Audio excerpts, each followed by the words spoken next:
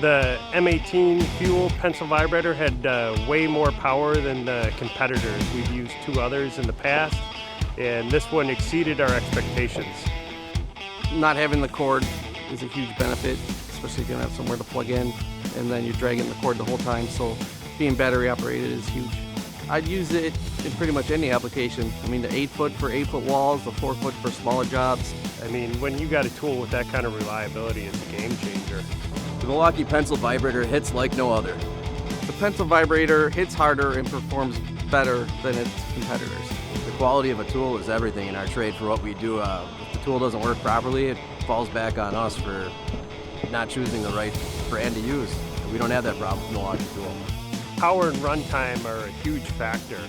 I've been using the M18 high output 6L battery, and it lasts as long as we need it to.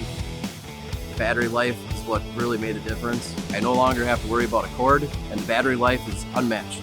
It's compact, lightweight, easy to carry. The reliability is key. When you pull it out of the trailer, it does what you need it to do. You're not looking for an alternative solution.